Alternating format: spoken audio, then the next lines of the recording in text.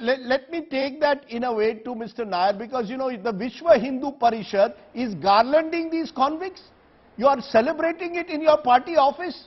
I mean, what is this, Mr. Sriraj Nair? What is the message you have sent out? It only confirmed what many believe, that the VHP was involved in 2002 very deeply in the rioting. But more worryingly, is this the message you want to send out? Is this what the VHP stands for?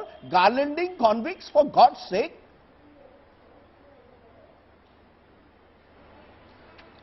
See, Rajdeep, first of all, when they have been released, they have every right to live as normal human beings. Now, what do you want them to do? Now, they also have families. They have been imprisoned for 14 long years. They have served their imprisonment and they have been let out by the lawmakers. And now, as I was listening to why the should madam they be celebrated? who was a lawyer of... Why should they be celebrated? They have every right to be released. Who is celebrating? Of There is course no you are. You are garlanding them in the party office in Godhra. Yes.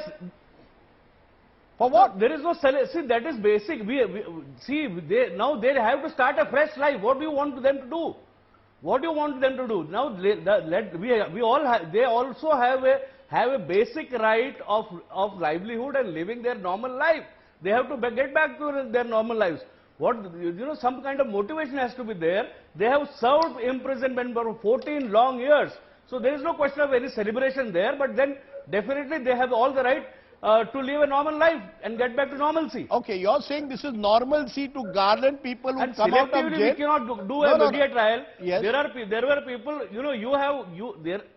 Go ahead, Mr. Nair, see, go ahead. In many cases, where terror accused and convicted terrorists, the so-called people from the civilized civil society, they have opened the courts in the midnight and asked for pardoning Yaqub Memon sort of people.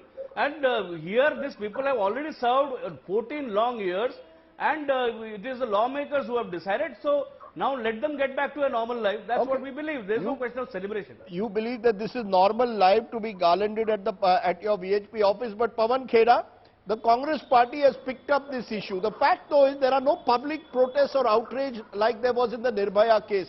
Even many other opposition parties are silent. Nobody seems to want to even go back into what happened in 2002.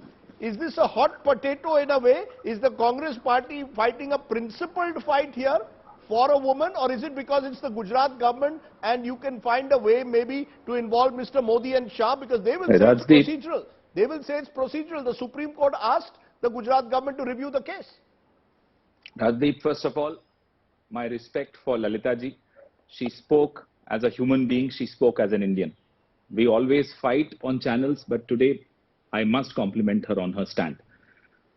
Rajdeep, there comes a time in the nation's history where such challenges are thrown at society to test the resilience, the robustness of what we really stand for.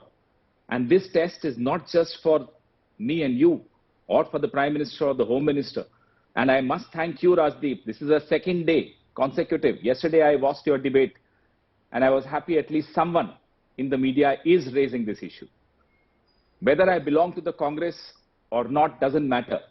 If we don't speak today, the time for the nation to speak up is now, because we are indeed running out of time. And I'm glad Lalita ji spoke. This is a test for each one of us, for the opposition, for the Prime Minister, for the society. And I'm shocked at the silence of the society. The same society which forced us, and rightly so, to bring in tough laws when Nirbhaya happened under our watch. And I'm grateful to the media then, and grateful to the society, the civil society, all the activists, whether they support us or oppose us, doesn't matter. But they came out and forced us to change the law. Why this silence now? And I'm afraid, if the community of the victim matters, if the community of the perpetrators of the crime matters so much, where are we headed as a country?